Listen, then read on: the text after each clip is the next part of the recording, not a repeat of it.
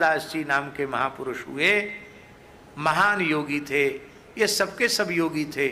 उन अच्युतानंद दास जी ने कुछ ताड़ पत्र पर भविष्य लिखा है, जिसको लोग भविष्य मालिका कहते हैं। इस समय लोग उसका बड़ा प्रचार प्रसार कर रहे हैं। तो हम कोई अश्रद्धा तो नहीं करते हैं, लेकिन हमने उड़ीसा के प्रामाणिक संतों से पूछा उस संबंध में। जैसे पूज्य श्री परमहंस जी महाराज हैं, जो अभी यहाँ आए थे 1-2 दिन पहले, परम पूज्य स्वामी श्री प्रज्ञानानंद जी परमहंस जी महाराज, हरिहरानंद गुरुकुलम के महाराज जी, बहुत अच्छे महापुरुष हैं। पूरे उत्कल प्रदेश में गौ सेवा की क्रांति जगाई है उन्होंने। उनसे हमने पूछा तो उन्होंने कहा कि नहीं, ये बात बिल्कुल सत्य है, और मूल ग्रंथ ताड़पत्र पर आज भी वहाँ विराजमान है जगन्नाथपुरी में, और उनकी जितनी भविष्यवाणियाँ हैं वे सब की सब सत्य हुई है। उन्होंने भविष्यवाणी की थी कि भारतवर्ष मुगलों के बाद अंग्रेजों का गुलाम होगा, जबकि जगन्नाथ दास उनको अच्युतानंद दास जी को तो समाधि लिए 500 वर्ष से ऊपर हो गया। उस समय तो कोई अंग्रेज कोई बात थी नहीं, पर उन्होंने कहा था कि अंग्रेजों का शासन होगा, वो बात सत्य हुई। उन्होंने लिखा कि अमुक अमुक विक्रम संवत अमुक में देश स्वतंत्र होगा, लेकिन स्वतंत्रता के पहले ही उसके टुकड़े हो जाएंगे, तो पाकिस्तान बन गया, और वो म्लेच्छ देश होगा, ये भी उन्होंने लिखा है, वो भी सत्य हो गया। फिर उन्होंने लिखा कि जगन्नाथ मंदिर का पत्थर गिरेगा तो समझ लेना कि अब वहाँ महाविनाश आने वाला है। तो ऊपर से जगन्नाथ मंदिर का पत्थर भी गिरा, जो आज भी वहाँ पड़ा हुआ है, कम से कम 10-15 टन वजन का पत्थर नीचे गिरा है।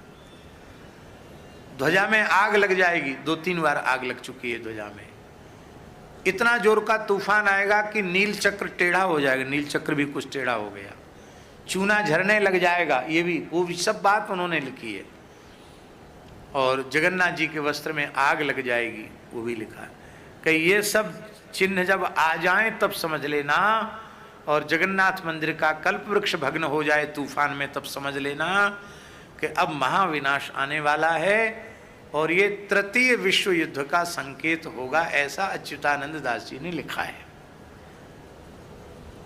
और कहा तीसरे विश्व युद्ध के बाद चौथा विश्व युद्ध का कोई उन्होंने संकेत नहीं किया, पर तृतीय विश्व युद्ध का संकेत किया है। और संसार में ऐसी परिस्थितियां बन रही हैं कि उससे लगता है कि ये युद्ध कभी न कभी हो जाएगा, क्योंकि जब से शुरू हुआ है वो बंद नहीं हुआ, कहीं न कहीं चल रहा है। और जैसे ही 10-20 देश इकट्ठे एक दूसरे के आमने सामने हुए, विश्व युद्ध हो जाएगा। तो उस विश्व युद्ध में बहुत भारी नरसंहार होगा, इतने लोग मारे जाएंगे। अच्युतानंद दास जी लिखते हैं कि विश्व की जनसंख्या मात्र 64 करोड़ रह जाएगी। कितनी? इस समय कितने हैं? 8 अरब से ऊपर। मात्र 64 करोड़ लोग जिंदा रह जाएंगे, उनमें 31 करोड़ भारत में होंगे। बचेंगे कौन? बोले जो भगवत शरणागत भक्त होंगे, जो गौ और ब्राह्मणों के उपासक होंगे, वैदिक सदाचार जिनके जीवन में होगा, उनको भगवान ही कृपा करके बीज रूप में बचा लेंगे, ऐसा भी लिखा। इसलिए कहा भगवान नाम का जप करो, त्रिकाल संध्या करो, यूं करो त्यों करो, और भगवत शरणागत हो जाओ, सावधान हो जाओ, तो भगवान तुम्हारा नाम लिस्ट में लिख लेंगे और तुमको बचा लेंगे, नहीं तो फिर तुम्हारी तुम जानो, विनाश तो होने वाला है।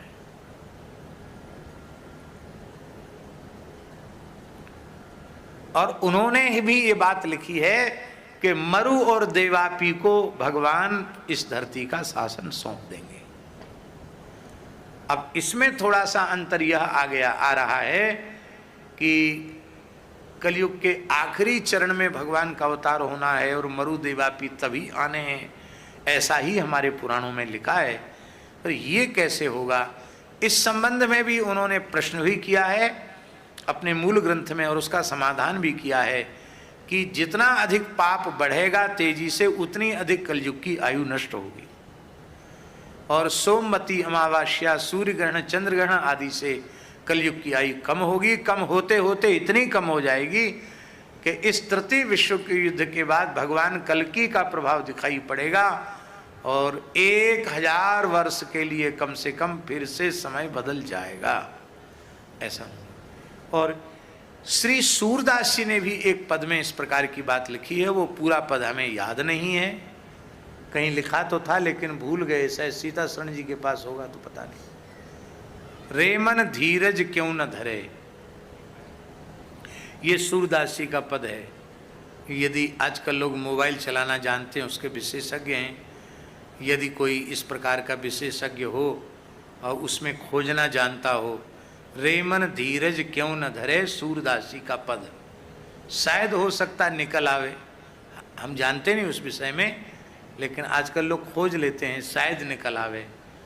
तो वो उसमें ऐसा है, रे मन धीरज क्यों न धरे, संबत 2000 के ऊपर ऐसा काल परे, पूर्व पश्चिम उत्तर दक्षिण 34 प्रजा मरे, सूरदास जी लिख रहे हैं। और इसमें लिख रहे हैं, सहस बरस लग सतयुग व्यापे, ये पूरी महामारी के बाद, मरने के बाद फिर सहस बरस लगी सतयुग व्यापे, 1000 साल के लिए धरती पर सतयुग जैसा समय आ जाएगा। सहस बरस लगी सतयुग व्यापे, धर्म की बेल फरे,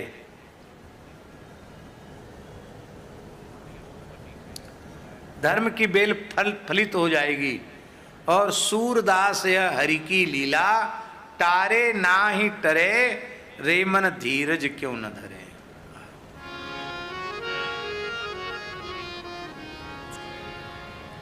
चलो भैया, ये तो बड़ा लंबा है, हैं?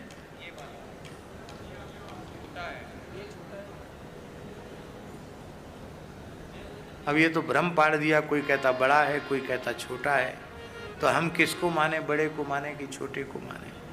छोटा थोड़ा जल्दी हो जाएगा। अरे ये ले जाओ ना, लो भैया। चलो, ये पहली बार इसको हमको कथा के बीच में छूना पड़ रहा है। पद संख्या 180 पद है, ऐसा इसमें लिखा है। रे मन धीरज क्यों ना धरे, रे मन धीरज क्यों ना धरे, संबत 2000 के ऊपर, संबत 2000 के ऊपर, ऐसो योग परे, रे मन धीरज क्यों ना धरे, रे मन धीरज क्यों ना धरे। पूरब पश्चिम उत्तर दक्षिण, चहुं दिशि काल परे, हाँ, अकाल मृत्यु जग माही व्यापे, प्रजा बहुत मरे, रे मन धीरज क्यों ना धरे, हाँ, रे मन धीरज क्यों ना धरे। सहस बरस लगी सतयुग व्यापे, सहस बरस लगी सतयुग व्यापे, सुख की दशा फिरे, सुख की दशा फिरे, स्वर्ण फल बन पृथ्वी उपजे, स्वर्ण फूल बन